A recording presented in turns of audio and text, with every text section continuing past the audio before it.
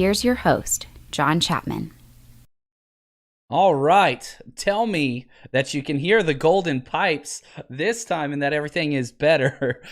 So if you're listening to this through the traditional podcast method, we had a little bit of sound snafu. The hashtag countdown crew, mic crew. So for everybody that got two hashtag CCs in today, I'm going to quadruple those moving into our giveaway for the upcoming week. I appreciate that because here's the deal. Technology is so fun. It is so fun, and I have to use the same computer for teaching, taxes, and all that kind of fun stuff. And I don't know what happened. I had no clue what happened, but reset everything. We're good to go. Let's get to some football, baby. We've got 49ers versus Patriots today. We're previewing more than we should preview. I just get carried away. Every single time I get into this, it's so fun just to see where everything matches up and what the game is going to look like. So again, we're going to get into our traditional scouting report routine, weaknesses, strengths, players to exploit, watch out for, matchups on both sides of the ball. Then we'll get into our predictions. I've got a lot of bets of the week this week. There's a lot that I really, really like, even some non-49er stuff.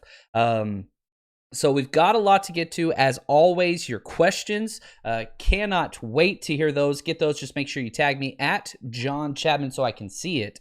The voice was awful, man. That would be a rough hour-long podcast to listen to. Sounding like Short Circuit. Anyway, here we go. First off, what I want to talk about has nothing to do with the Patriots, but rather a new trade rumor with somebody who seems to have lost basically not only Kyle Shanahan's, I don't want to say respect, trust perhaps. Jimmy Garoppolo lost it first, and that's Dante Pettis, who has been a healthy scratch in the Super Bowl. He's missed some time this year. He had his chance week 1 to go out there and do something. He has 0 catches on the year. 0 catches on the year. And so it was asked to Kyle Shanahan, is he on the trade block? And Kyle Shanahan did not mix words whatsoever. He said, yeah, we've called people. People have called us. If there's something that's going to increase our team moving forward, we'll definitely jump on that. But currently he is on our team, and we want him to be on our team for the future. But what can you get for him? What can you get for Dante Pettis at this time? A player swap, maybe. We just saw the trade where we basically, for Jordan Willis, we got him for free. We gave up a 2022 sixth rounder, got back a 7th for this year, and Jordan Willis. He's not going to be playing this week. But what could you get for Pettis? You might be able to swap him for somebody like a John Ross, but if you do that, the cap implications are huge. You're talking $1.5 million plus cap implications this year and next because you're taking on that first rounder status. You remember, John Ross went 6th overall. Is he going to fix? Do you want John Ross, another guy that's inconsistent, not really a football guy? Anyway, we'll have to see what happens. I don't think much will happen with Pettis. You might be able to get a 7th rounder for him. That's it. There's no way you're going to get more than that. His contract is cheap, which I think you can do something with that. But I don't think that if you're wanting a 5th round pick, you might be able to combine Pettis and a 6th for a 5th. Like, that's best case scenario ever. And even then, If I was the team, I'd be like, no, why would I do that? Why would I do that? Anyway, so there is some movement there. Hopefully something gets done. That would be wonderful. But we'll have to see what happens there. Yeah, I'm seeing Shot J. He says, thanks for fixing that issue. Yeah, the voice was bad, much better now. Good. I appreciate that, guys. Always hold me on my toes now. If I mess up or if I'm sleep, I'm not going to put out bad content. If I get to that, I'm like Patrick Willis. If I get to the point where I'm just mailing it in and I can't do what I expect of myself, then this podcast is over. The reason why I got into it is because there wasn't a podcast out there that was like this. Now I feel like there's quite a few, but you have to have pride in your performance. I believe in that big time, big time. All right, let's look at some opponent records and stats of the Patriots. They're 2-3. This is not the Patriots that we're used to on offense or defense. And you could talk about Tom Brady leaving. That's fine. That's appropriate. But this is not a Cam Newton versus Tom Brady issue. That defense is not the same defense. It's not even close. And so they've lost to some good teams and some bad teams. So their wins were against the Dolphins, which destroyed us, and the Raiders, which is a quality team. So that's 2 decent wins. Their losses, Seahawks, Chiefs, nothing to scoff at. But then the Broncos embarrassed them last week. So you've got a team that's coming off of back-to-back losses. And how are they going to respond? Are you meaning to tell me Bill Belichick's going to coach a team to 3 consecutive losses? That's what's going to have to happen for the 49ers to win. Now, can the 49ers win this game on the road all the way in the East Coast? Hell yes, they can. We're 2-0 out there already. This is just a couple hours up the road. So, no doubt that this is a winnable game for both teams. But whenever you look at what is on the cusp, what these teams have to lose, it's huge. You know, if the Patriots lose this game, luckily they're not in the best division. But if the Patriots lose this game, man, you can say goodbye to that division. There's no way in hell they're going to win it at 2-4, not with the way Buffalo's playing. Look at the 49ers. We're 3-3. You fall to 3-4, you know, Seattle, you have the best record in the NFL in your division. Luckily, we get to play them next week. But a 4-game hole against the NFC West, you got to say goodbye to that division. I mean, maybe a miraculous come from behind, whatever, but even if you beat Seattle 2 times, they still have a 2-game lead on you. So this is a must win for both teams, because what starts to happen once you get into week 7, 8, 9, this is the separation time. Okay, who are the people that are contending and who are not? The 49ers haven't been able to make up their mind on who they are because of injuries, because of lots of different things, whatever. But it doesn't matter. You could say, okay, well, the injuries are bad and we're going to go through those and they're awful. But you still got to play. You still got to play. That's not a pass. Now, if the 49ers lose this game, does that mean they're not making the playoffs? That's not what I'm saying. I am saying if the 49ers lose this game, they're not winning the division. I don't think they can win the division from a 4-game hole going into week 8. I just don't see it. But you could still make the playoffs. Remember, this year there is an additional team that makes the playoff, 1 extra wild card team for each division, so that's huge. But you've got to get to that 9-10 win. 49ers can still get there. The meat of the schedule is ahead. It's not going to get any easier for sure. Now, let's look at what happened in that Broncos game that the Patriots just look so bad. It was turnovers. And they got lucky. They only had 3 turnovers, the Patriots. It should have been more. They had 1 fumble and 2 interceptions, but they fumbled 4 times. The Patriots fumbled 4 times, only lost 1 of those. And this is not a new thing for the Patriots. Bill Belichick is notorious around the NFL. Or if a running back fumbles the ball, that dude is riding the bench. He may never play again. That's just who he's always been. But now Cam Newton comes, that's a whole bunch of new problems. And whenever Cam Newton fumbles, which he does a lot, what are you going to do? Move to your backup quarterback? We saw what happened when Brian Hoyer and Jarrett Stidham went in there. I mean, that was just as bad of a performance as you could possibly have. So you've got to get turnovers to win this game if you're the 49ers, which, you know, if you go back to 2019, you were getting them in spades. 2018, impossible, one of the worst turnover teams ever. And now we're here in 2020, and we're somewhere in between. We still haven't really figured out who we are. And I don't think this weekend's going to be it because, again, the turnovers. Not turnovers literally, the turnover in personnel.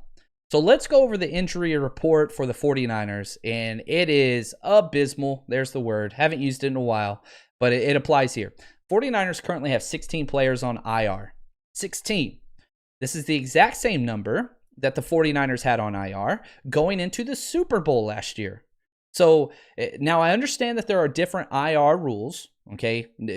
Last year you could have 2 players come back, whatever else. Now we have the short-term IR. We're only 3 weeks, but still the point is there. The fact that there are 16 players on IR currently, that tells you something after playing only 6 games, whereas, again, last year, you had played 18 games leading up to the Super Bowl. And if you look at who is injured, obviously we all know, it's much more prominent players. Nick Bosa, who I think the best defensive player we have. Richard Sherman, second best defensive player that we had. You throw Fred Warner in there. If you want to put him in that category, no problems there. But as far as new injuries, yes, we have new injuries. Both safeties are out. Jimmy Ward and Jaquiski Tartt, we lose in the span of 4 days. 4 days. They both are out. Jimmy Ward injures his quad somehow in practice. We don't have a lot of details. Obviously, they're not going to release those. But Kyle Shanahan was asked this: is this a 1-week injury or a 2-week injury? He said it's probably going to be a little bit more of the 2-week injury. They did not put him on IR, which tells us, all right, probably going to be back before 3 weeks. Now, good news, bad news with this situation. We have all been clamoring for more Tarvarius Moore. Jaquiski Tartt goes out at halftime last week. They send in Marcel Harris, and we're like, oh, this is great. We want more. We want Tarvarius Moore. Well, we're going to get him, and we're going to get his backup right next to him. So going into any game in the NFL, losing both starting safeties isn't a good thing. But whenever you're playing against Cam Newton and the most run-heavy offense in the entire NFL, which the New England Patriots lead the NFL in rush attempts, it makes it problematic. Because, again, some of those keys, Jimmy Ward is much better in the run versus Tarvarius Moore. Not even close. Jaquiski Tartt, much better in the run than Marcel Harris. But both of them are much better in the pass game. I personally believe that, especially whenever you're talking about turnovers. Quan Alexander's out. Raheem Mostert's out. Little bit of good news. Dee Ford, for the first time since week 1, got a little bit of work in off to the side field. Pushing a sled, working with the strength and conditioning coaches, things like that. So that's good news. Definitely very far from coming back to play any meaningful minutes, but any step in the positive direction is a positive thing. It would be nice if we could get him back. I doubt it's going to happen. Now, players that are in, Trent Williams, he's a go. Now, he was a limited participant Wednesday, limited Thursday, limited Friday. We should be getting word out any minute, and if you guys see something, please tag me, because Kyle Shanahan's probably throwing something out there. But Trent Williams is going to be out there. He is going to get the start. Hopefully, he gets to play through that. Jeff Wilson, also limited all 3 days. He is going to be active more than likely. But I don't think that Jeff Wilson's going to be taking JaMycal Hasty's snaps. I think he'll be an injury guy. We're going to get a heavy dose of Jerick McKinnon, and we're going to get a heavy dose of our boy. It's Hasty season, baby. It's Hasty time. It's happening. Really excited about that. And, of course, I'd be failed to mention number 27 will be back as well. He is going to be active, mostly just on special teams. He's the number 4 corner. Now, let's look at the Patriots and their injuries. They're nowhere near what we have, obviously. Their problems are much more COVID-related. First off, James White, who will be playing in full. He missed 2 days of practice that were not injury related, but he's going to be out there. Sony Michel, which if you look at Pro Football Focus numbers, he's the only running back in the NFL that can even be close to Raheem Mostert and what Mostert's been playing. Sony Michel's been great. He's out. Defensive tackle Carl Davis. Now they do have some players on IR that might be returning, and they haven't been activated yet, even though they practiced. Josh Uche, which was a defensive end out of Michigan, rookie guy. Offensive tackle Jermaine Uliamenor, that's a fun one. Say that one 3 times. He's on IR. He's been their starting right tackle, but the rest of their offensive line is back. Center David Andrews, who had a broken thumb earlier, he is going to be back for the first time. Defensive tackle Bo Allen, he is supposed to be back as well. So they're not missing a lot. Most of the Patriots' issues were that the people that opted out early on, Dante Hightower, the captain of their defense, Patrick Chung, people like that. So they have some issues. We have a lot. That's okay. Now, the history of this matchup, the 49ers haven't played the Patriots that many times. They've only played 13 matchups, and here's the deal. The 49ers lead the series 8-5. However, the Patriots have won 4 out of the last 5 matchups. Now, none of those matchups have taken place when Kyle Shanahan was the head coach and Bill Belichick was the head coach. However, Kyle Shanahan did go against Bill Belichick 3 different times as an offensive coordinator. The scores of all of those games, here you go. 34-27 Patriots, 34-27 Patriots, 34-28 Patriots. So if you can see a commonality, you are talking about probably one of the best defensive coaches, scheming-wise, in the NFL, in NFL history. His numbers are never great, but if you look at the coaches, the head coaches that spur from Bill Belichick coach defenses, it's insane the amount of people that he has put out into college coaching jobs and head coaching jobs. Now, what is it about this defense that makes them so quote-unquote special? Well, let's look at their strengths. Because first off, their defense, they have forced the most turnovers in the NFL. They have forced 4 fumbles and 6 interceptions. That's best in the NFL. They have the fewest rushing touchdowns allowed. They've only allowed 1. So already off the bat, you can kind of see the trademark of a Bill Belichick coach defense. 1, don't let anything be easy. 2, don't let your favorite player or your best player beat you. He tries to take away what you're best at, which for us is going to obviously be George Kittle. Can he take him away? 4th best on third down percentage. They only allow 34%. 7th fewest first downs. 9th fewest yards. Weaknesses. Let's go to the opposite side. And you're going to see very similar categories on strengths and weaknesses on the offense. Definition of complementary football that the Patriots play. They're 27th out of 32 teams on pass yards per attempt. Only 7.3 yards. Cam Newton is inaccurate, to put it kindly. He is very inaccurate. Now, he's very accurate over the middle of the field, but if you force him to throw to the numbers or to the side, that's where bad things happen. So that's kind of where they're at. Now, there's not really any other weaknesses whenever you look at what they do. They run a very complex scheme. It's the definition of multiple. Their base is a 3-4, but they'll move around like crazy. Okay, so it looks like a 3-4, but you have movement nonstop, and a lot of times you will never get the same look twice in a row. Here is a clip from our head coach himself. Let's go Kyle Shanahan talking about what it's like to coach against Belichick in the Patriots. I mean, it doesn't change a ton. I mean, they've always, going back forever, whenever you've watched a Belichick team. I mean, they're going to have the same fronts. Now, they have a number of fronts they can go to and mix them up. They have a number of coverages they can go to. But he has his philosophies that he believes in for good reason. And you're going to see that each year. But, I mean, he's also going to adjust at every moment that one of those things aren't going well. So there's nothing absolute at all with him. You know what he believes in. You know what he does, because that's what works. And when it's not working, he's always going to have a plan to adjust. So the game never stops. So you always got to keep going, and hopefully you have more points than them when time runs out. There you go. You love the hope we have more points comment that you always see. But here's the issue. And he said the word twice, maybe 3 times. Adjusts. The Achilles heel of the 49ers is a lack of adjustment by Kyle Shanahan and a lack of adjustment by Robert Saleh, much more so, during the game.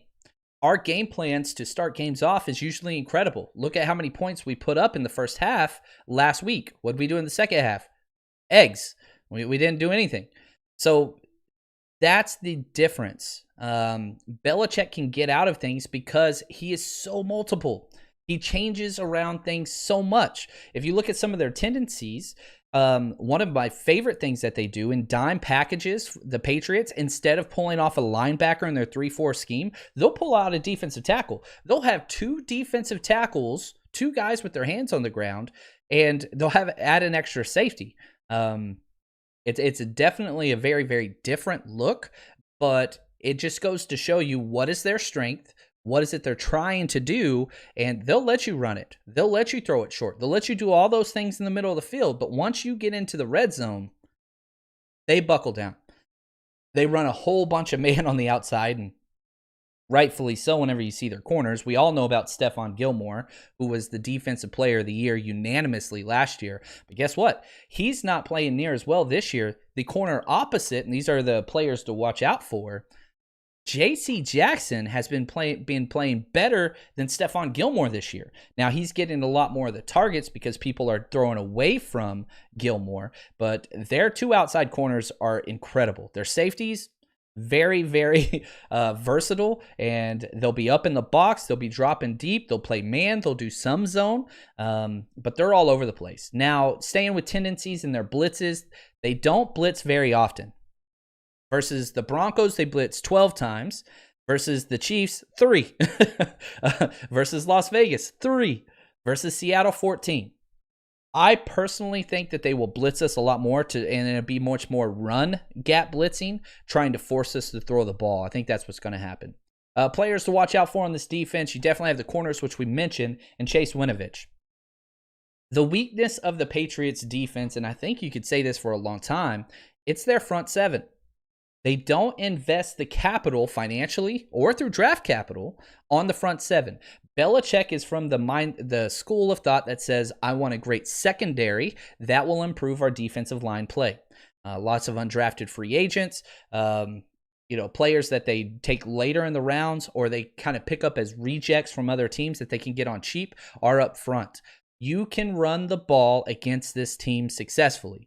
Now, it does hurt not having Raheem Mostert, but again, we still have quality people that are out there. That's the defense. Okay, now before we jump over to the offense, I want to get to a couple questions. I love this. I'm nobody you need to know. Trade Dante Pettis for a few dozen donuts for the team. I agree with you. It would be much better spent. Will Jimmy G make difficult passes for us to win? Can he? I don't want him to even try it. I've got a couple stats for you, Nick, that I think are going to help us understand. And we saw the way to win this game. To win any game in the NFL, if you're Jimmy Garoppolo in this offensive line, you get rid of the ball quick. You take calculated chances down the field, literally 3 to 4. That's it. That's all. The only deep passes that you even need to attempt is 3 to 4. You don't need to do more. You are a running team that is built yards after the catch wide receivers and tight ends. Get them the ball and allow them to create on their own. You want efficiency. You don't want risk. Barack O'Niner. I have McKinnon on fantasy on the flex. Should I sit him and play Beasley or Fells? Absolutely not. No, you play McKinnon. Play McKinnon. Big time on that one. Hope you're still with us, Barack. But yeah, you got to play McKinnon on that. Let's see here, Nick. Don't think Kyle has ever beaten Belichick. Can he? He has beaten Belichick, but not as a head coach. He hasn't coached against him. But as an offensive coordinator, that only happened 3 times, and he was 0-3. Most notably, the Falcons in the Super Bowl, right? That's kind of what it is. Niner Drag, he says, Belichick is a mastermind. I do agree. Taking away your best player, handpicking Jimmy G. Could this be a statement game for a quarterback and gaining the respect? And we haven't even talked about the homecoming of Jimmy Garoppolo. He was the heir apparent. This should be Jimmy Garoppolo's first season as a starting quarterback for the Patriots. But the rift between Robert Kraft and Bill Belichick and Tom Brady, get him out of here. Congratulations. You got your second round pick, which they turned into like 10 players. But this is huge. And I love that this game is in Foxborough. There's no fans, but it's Jimmy going back. And you're right. I think you're spot on. This could be a huge statement for Jimmy Garoppolo. You're going against a former MVP, Cam Newton. That's great. The Patriots got Cam Newton. Awesome. You go show them. And I love revenge games. And not that Jimmy G should be butthurt or upset with the Patriots by any stretch of the imagination. No, they're the ones that drafted him first over anybody else. But whenever you get traded, it is kind of like you're going away. And so I think that's a problem, right? So who is Jimmy going to be? Is he going to step up and going to say, screw this and prove them wrong? You should have kept me. I was better, which I think he is. We'll have to see. He's going to have to do it without, a strong defense. He's going to have to do that without his number one running back. But he does have the pieces outside. You do have Debo. You do have Brandon Ayuk. You do have George Kittle. You do have Trent Williams, even though he's banged up. This is such a key game for both teams. And I started off talking about this. Whoever wants it, they are putting themselves in play for the postseason. I'm telling you right now, whichever team loses this, you've got some major question marks. Um, both teams have question marks, but you lose this game, if you're the 49ers and you go 3-4 through the easy part of your schedule, it's going to be bad. This is a winnable game for both teams. The spread's 2 points. The 49ers are dogs in it, but that's okay. I think something has to happen. And Nick, can the 49ers save or salvage their season with all these injuries? I think what it does is it lowers the ceiling on this season, obviously. Do I think the 49ers are going to win the Super Bowl this year? No, I do not. Do I think the 49ers are going to make the playoffs? Yes, I do. The 49ers win this game. I have the 49ers making the playoffs. But the 49ers lose this game. Now it's starting to look rough. You basically wave goodbye to the division championship. You're not going to win the NFC West. But maybe you can squeeze in and then make something happen. It's a possibility. You got to go win. You got to go win this game. All right, now let's jump over to the strengths of the Patriots offense.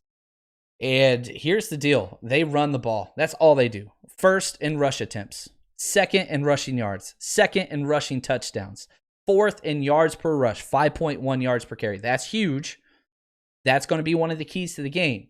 Can the 49ers keep the yards per attempt? Because they're going to run the ball a lot. We might see 60 rushes in this game. 30 by the Patriots, 30 by the 49ers. It's going to be a fast one. It's not going to be one of those games where the clock's stopping every 5 seconds because of incomplete passes. It's not that. It's going to be run, play action. That's what it's going to be. But can you keep them to around 4 yards per carry instead of the 5+? That's going to be a problem for the 49ers defense. I think the 49ers defense can stop the inside run. Can you stop the zone read? That's the key.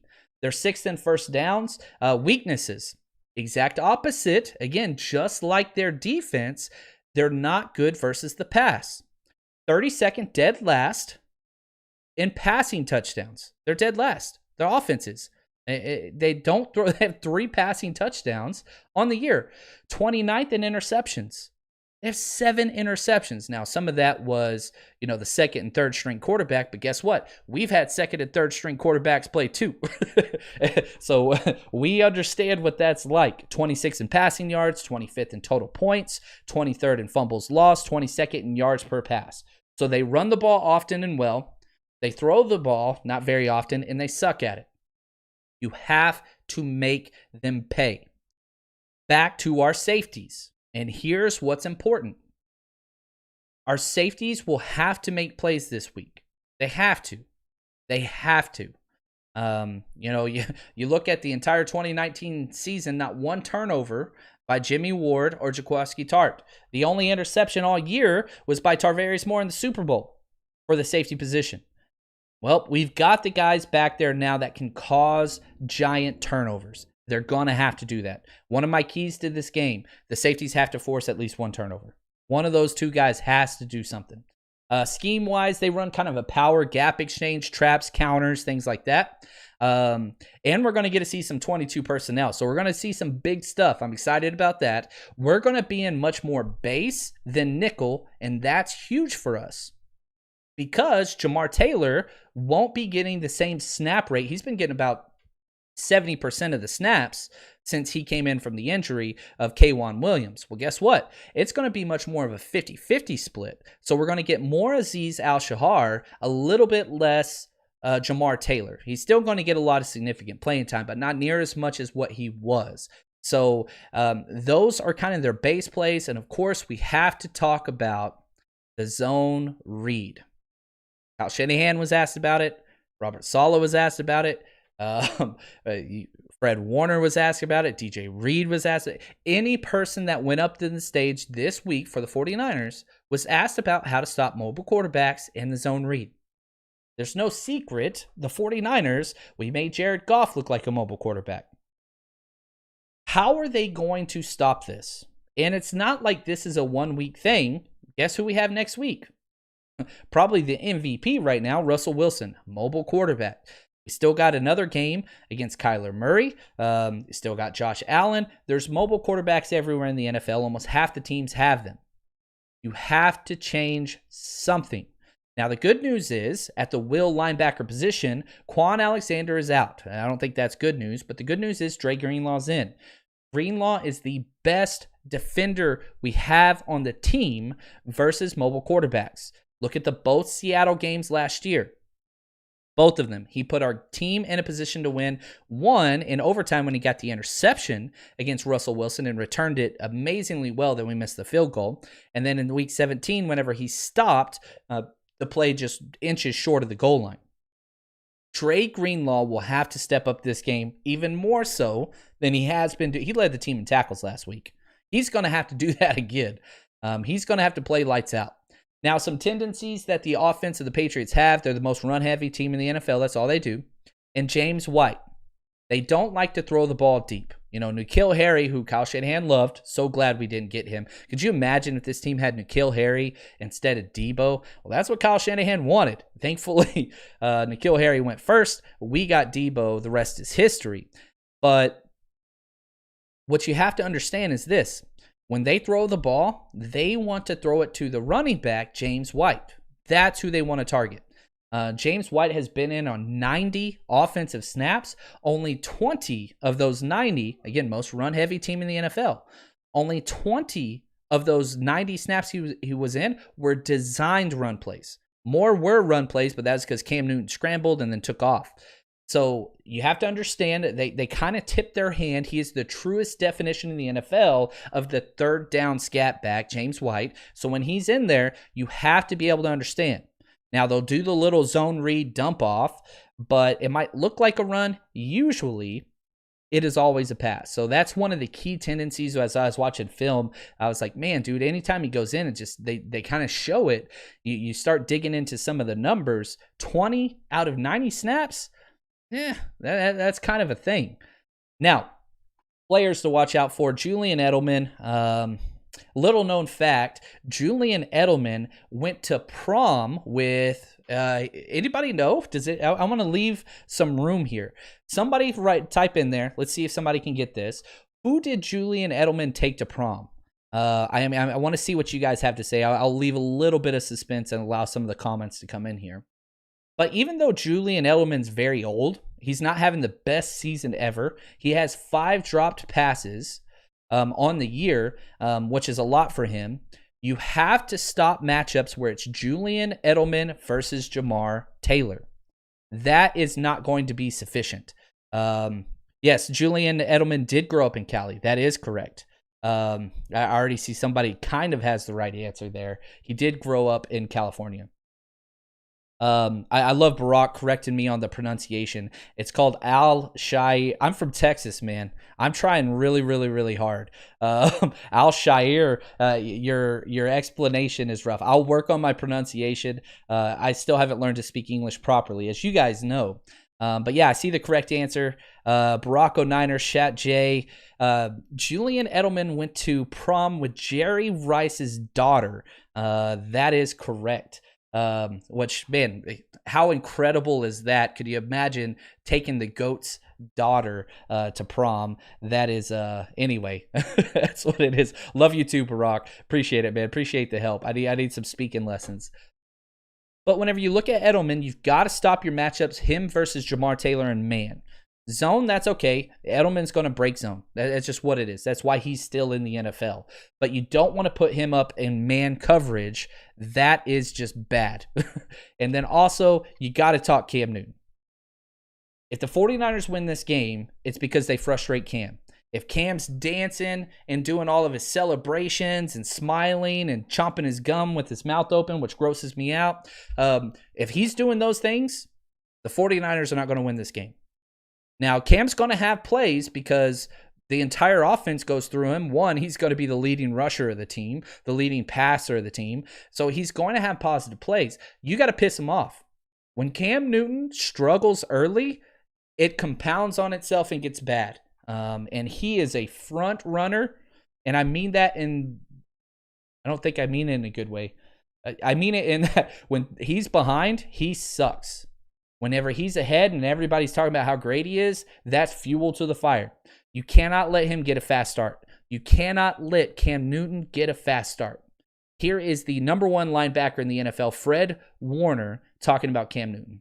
Yeah, just before actually studying the tape, I watched a couple of games when he was playing, and just seeing the comeback that he's made coming off those injuries from previous years, and that was the guy I was looking forward to playing last year. Actually, when we had Carolina on the schedule, and unfortunately he wasn't able to play in that game. But the fact that he's able to come back and be as effective as he is with the Patriots, and they use him in his skill set really well, and be able to put him in positions to be successful, and just how big of a body he is, and delivering the football where it needs to be, and not being afraid to air it out. And so I know he's going to present a very big challenge for us. We got to make sure that we're on top of our details.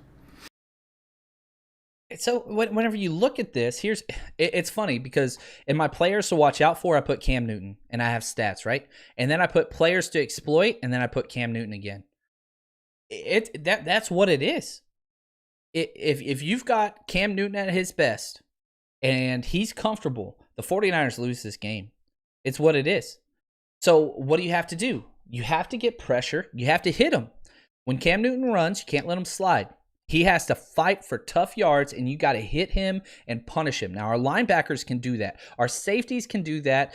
A little concerned about Marcel Harris taking some poor angles. But outside of that, our corners like to hit. The corners we have out there right now, even Jamar Taylor, he likes to hit. Our defensive line is going to stop the inside run game. But it's the quarterback keeps off the edge. The gap exchange we haven't been able to solidify. So here's the thing. When Cam Newton has pressure, he has a 49.6 NFL rating when he's under pressure. Whenever he doesn't have pressure, 89 quarterback rating. You cannot let him sit back there because he will hold the ball forever. He is the antithesis in so many ways of Jimmy Garoppolo. It's all about him. He wants all the praise. He's going to keep all the praise to himself. He's going to celebrate for himself. He wants to hold the ball for as long as possible. Garoppolo, get rid of it quick. And he wants to run. Now, another thing that's interesting, I think I said this earlier, his worst statistical, whether it's 20 yards plus downfield, which he has a cannon, he could throw it forever, just not accurate. The 10 to 20 yard range, 10 to 0 in behind line of scrimmage. He sucks when he throws it outside the numbers. He can't do it. Accuracy isn't there. He can throw it over the middle with ease. So Fred Warner and the safeties are going to have to play up to that. Force him to throw it to the sidelines. You do that, difficult throws, now we're talking interceptions. Jason Verrett is playing better than anybody at any position. I don't even care. Corners, safeties, linebackers, running quarter, I don't care. The way he is playing, not all all pro, sure, it's way better than all pro. This dude is playing defensive player of the year caliber football so far. We need that signature pick, that pick 6, one of those things. It's coming. It's coming. And it's not like he's going against tough wide receivers. You got, N'Keal Harry, who's a big dude, but Jason Verrett is going to get the opportunity to get his hands on balls, which is a weird statement, but I'll stand by it. All right, let's jump into a couple. What are the Vegas lines? Let's do our bets of the week, all that kind of stuff. I've got a lot for you today. The Vegas lines currently, 49ers are +2, +2.5 on some sites, and the over-under is 44.5 points. Now, as always, MyBookie is who we bet through. Love those guys. They are incredible. Head over to mybookie.ag. Use promo code 49ers, 49ERS. They're going to double your initial deposit. Now, let's get to some bets. All right, y'all ready for this? I got a lot of them. I'm taking the points and adding. So the 49ers get 2 points. We're underdogs. They don't know who the 49ers are. So here's what I'm taking. You click on the spread, which is 49ers +2. You click on that, and then MyBookie gives you the chance to add more points. You can add more. I want to go all the way over a field goal just to cover myself. Okay, so I'm getting the 49ers +3.5. Now, as you add points, you lose the payout just a little bit. But here's the idea. I'm adding those, and you can keep doing as much as you want, but I'm betting 10 to win 15. I like the small bets there because it's consistent. We hit on Thursday, barely, on the Eagles money line, but that's what I want. Now, my bigger bet, this is a 3-team teaser, okay? So again, you click on the 49ers. I'm including them as well. But with the teaser, you get to add way more points. So the 49ers are +2. I'm doing a 6.5 point teaser. So that +2 becomes +8.5. Meaning the 49ers could lose by 8 and we still get paid. Okay. So I'm doing a 3-team teaser. I'm getting the 49ers +8.5 points versus the Pats. I'm taking the Packers, even though they have a couple injuries. I do not believe in the Texans. I really, really don't. Aaron Rodgers coming off of a bye. Packers +2.5 on the Texans. So not only could the Packers lose and we still get paid, I think they're going to win considerably. That's a 4-point spread there. The Bears versus the Rams by 12.5. I'm getting the Bears +12.5. I think the Rams probably can win that game, but that Bears defense has played everybody so close that I just do not see the Rams, even if they jump out to a 14-point lead, Nick Foles climbs back and makes games competitive. So I love the 12.5 points there. That's bet 10 to win $23.5. So 49ers, Packers, Bears, and my 3-team teaser. And then here's a fun one. I only put $2 down on this one, just so you know. JaMycal Hasty to be the first person to score a touchdown in the game. JaMycal Hasty to be the first person to score a touchdown in the game is very unlikely, but I bet $2 to win 32. That's plus 1,600 odds. So if you're one of those people that like the big home run bets, that's where I'm going with that. JaMycal Hasty scored the first touchdown. I just put $2 down. And my season-long bet has nothing to do with the 49ers, but the odds are so good right now. The Eagles to win the NFC West. The Eagles to win the NFC West, I put 40 down on that. I bet 40 to win 42. I just don't see how there's any way they do not win that division, even if they win 7 games. The Cowboys are losing starters week in, week out. Andy Dalton's not the answer long term. And that offensive line, which was one of the best in the NFL, now is one of the worst defenses. I don't care if you have great wide receivers. It's not how you win in the NFL. Sell your tickets, Jerry. Oh, wait, you can't. You're going to be losing. So anyway, I'm taking the Eagles to win that division. It's what it is. Now, let's go to some question and answer. Let's get to a couple of more. And then we'll get to our predictions. Sergio, how many seasons till Kyle says Jimmy isn't the one? Get me my guy now. Okay, so this is a 2-parter. There's lots of Jimmy G haters out there, and I get it. He gives them fuel because whenever he gets bad, he gets real bad. But whenever you look at the wins, he got us to the Super Bowl. There's 4 quarterbacks in 49ers history that were able to get us to a Super Bowl. That's it. 4. That's all there is. He's one of them. Now you can say, well, it wasn't really him. No, it was him. He was top 10 in every statistical category. So let's play out this, Sergio, and say Kyle Shanahan says, you know what? Not my guy. Okay, well, now what do you do? Because I guarantee you, whether Kyle Shanahan loves Kirk Cousins, and he might be available. You think Jimmy Garoppolo's bad? Wait till you have to cheer for Kirk Cousins and how much you're going to hate your life. And then there's people who are like, oh, well, go get Trevor Lawrence. The 49ers have no option. Even if the 49ers lost out, you will not have an opportunity to get Trevor Lawrence. You won't. The Jets and Giants aren't getting to 4 wins. They're not going to do it. So you're going to win one more game at least. There's no way in hell you're going to be able to. You're talking trading 3-4 first-round picks to get Trevor Lawrence. Maybe. That's even then it's a maybe.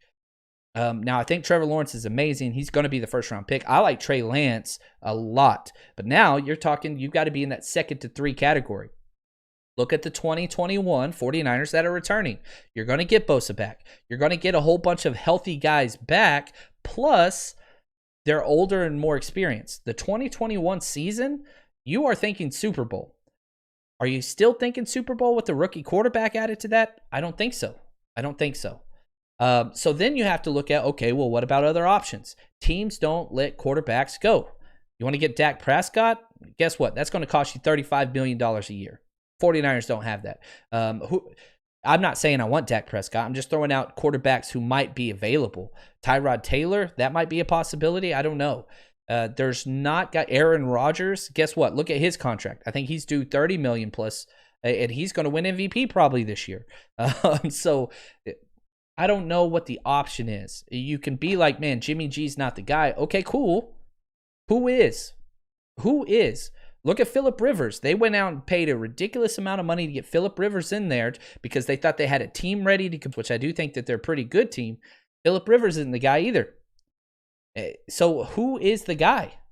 Who is it that you're going to use? And I don't think that's out there. I really, really don't. From Khalil Young, does Jamar Taylor play a nickel lining against Edelman concern you? Hell yeah, it does. Big time, big time. The good news about Edelman is he doesn't usually beat teams deep, so that'd be against the safety. You just can't leave Jamar Taylor in man coverage without safety help deep. You can't do that. You cannot do that. I hope IU just don't stand in the field and don't tackle. I don't get that one. He plays offense. I missed that question. Sorry about that. I'm sure I misunderstood something. That's on me. Barack O'Niner, I have Edelman on fantasy. Should I sit him? No, you shouldn't. But you don't cheer for him. But nah, he should be started this week. That's an amazing matchup. It's just what it is. Mr. Superfly, what do you think of our D-line against the Pats O-line? Our D-line versus any O-line is great versus the run. That's going to be kind of the main matchup there. Stopping the run up front, which our D-line can do. Hitting the quarterback on pressure, we can't do. We are incapable of doing. It's Eric Armstead and Kerry Hyder, and that's it. Kevin Givens, actually. We're getting to the point where we've got to talk about Kevin Givens getting more snaps. I love Javon Kinlaw, and I think he's doing a hell of a job against the run. But in the pass game, he's not really doing anything. So that's kind of a problem. I don't really like that, but you've got to get pressure. So now you've got to bring blitzes. You've got to bring Mike blitzes. You've got to do stunts. You've got to do whatever else. And try to keep Cam Newton inside. It's okay if you don't get pressure on Cam, but don't let him run outside. If Cam Newton's trying to look and can't find anybody but stays in the pocket, that's a win for our defensive line. You can't let him escape. You cannot let him escape. You can't.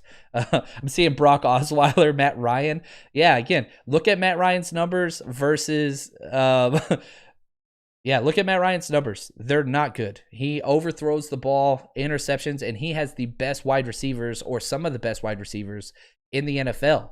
I don't know. John, why are you so down on the season already? All we got to do is I'm not down on the season at all. From faithful from birth, I'm not down at all. But from the perspective of the team, we are a team that got blown out by the Dolphins. You have to put that into context, right? I still have the 49ers making the playoffs in my projections and in my bets. I still think that they will make the playoffs. But this game is going to tell a lot. You've got to get to the point where you start to separate from the middle of the pack. 3-3 is right in the middle. 4-3 is huge. This is a big win, especially, looking forward. You've got Seattle next week. So let's get into our predictions and keys to the game. It is not missed by me that this Sunday is a holiday, and it's a holiday unlike any other, as George Kittle will tell you. It is National Tight End Day, which is the most important day to George Kittle's life. He has been on so many radio programs promoting National Tight Ends Day 2 years in a row. And, in his man cave, he has a giant National Tight End Day decal thing right behind him where he records. So Bill Belichick's going to do everything he can to take away the 49ers' best offensive weapon. We all know who that is. It's the Yak King himself. It's George Kittle. Now, I think George Kittle's going to get his, but that whole idea of, George Kittle and man coverage versus one person, do not expect that. There will be a safety lingering over the top of George Kittle all game. They're going to man up with him with a linebacker or a nickel, and they're going to keep a safety over top to limit the big plays. Now, what is the trickle-down effect of that? That means outside, one-on-one man coverage with Brandon Ayuk and Deebo Samuel. Now, you're going against Stephon Gilmore and J.C. Jackson, but at some point, you got to make a play. You can't play scared out there. You can throw against man coverage. And again, lots of jet sweeps and all those things. Kittle's going to get his. I've got him 5 catches, 70-plus yards. but I don't think that he's going to have any of those giant plays. You're talking, getting first downs, moving the chains, things like that. Safeties are getting a turnover. They have to. This is my one key stat of the game. If one of the safeties get a turnover, the 49ers win. This is my number one. Safeties get a turnover. It is a win for the 49ers. Marcel Harris, Tarvarius Moore, get your hands on the freaking football. Make a play. Okay, I think they're going to make mistakes. They're going to have missed tackles. There's no doubt about that. But the turnover has to make up for that. This is a huge turnover-prone team. You got to be smart. Here we go. Hasty. Oh, I'm so excited about this. I already know as soon as he gets his first carry, my notification is going to blow up, and I love it. JaMycal Hasty, 10-plus touches for 70-plus yards. I hope he gets into the end zone. I'm not predicting that. The Patriots, again, they don't allow rushing touchdowns. They're best in the NFL, and we like to throw it in the end zone for some reason. I don't know why. Now, the two most important players, one on offense, one on defense, that are going to determine the outcome of this game. Number one is Dre Greenlaw. I love this man. I'm the president of the fan club. Dre Greenlaw last week played out of his mind, made two of the probably most important 2 out of 4 plays that he made last week were so vital to winning. The stop in the end zone, which led to the interception, and then stopping it earlier, which led to the 4th down stop as well. So Dre Greenlaw was huge. He has to do that again. I expect Dre Greenlaw to lead the team in tackling again, because he's going to be the linebacker responsible for not only stopping Cam Newton on zone reads, but also spying Cam Newton on long pass plays, 3rd and whatever. So I'm telling you right now, you can't let Cam run wild, okay? Greenlaw gets 10-plus tackles. On offense, it's Jimmy Garoppolo. Now, who is Jimmy Garoppolo against? How do we tell if Garoppolo is successful? The clock, okay? From @PP_Jeff on Twitter. I love this. When Garoppolo gets the ball out in 2.5 seconds or less, he has the best passer rating in the entire NFL with a 134.6. That's number one. When Garoppolo takes over 2.5 seconds to get rid of the ball, he is dead last in the entire NFL with a 53 passer rating. Get the ball out quick. We saw that last week. When the ball's coming, you don't even have to throw it past the line of scrimmage. Get it to your studs, develop the run game, lots of first downs, slow it down. That's all you got to do. If Jimmy's holding that ball for a long time and we're seeing 7-step play action drops, it ain't going to cut it. Robert Saleh, Kyle Shanahan can win this game. They have to be smart and stick to the game plan. Don't put Edelman in man coverage against Jawar Taylor. And keep your linebackers outside on zone read, responsible for Cam Newton. That's it. Again, there's going to be 60-plus rush attempts from both teams combined. They're going to run the ball like crazy. I've got the 49ers winning. Call me a homer. I don't care.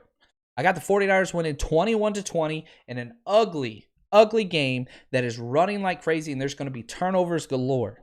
It's just the way both of these two teams play. So 49ers win 21-20. Keep me honest. Let me know if I get these wrong. Call me out. But if I get them right, call me out as well. That's kind of the way it goes. So we'll start a thread, and as always, as soon as the game is over, win, lose, or draw, we will be here for our instant reactions, venting, getting stuff off our chest. But you guys are incredible. I cannot say thank you enough just for all of the support. You guys are awesome. I love it, man. It messed up my mic to start, and you guys, y'all let me know. We got it fixed, and we moved on. Thank you guys, and game day tomorrow, baby. Let's go. Let's step back into the win column. 4-3, so much better than 3-4. So much at stake for the 49ers. Let's go get that W. And as always, stay strong, faithful.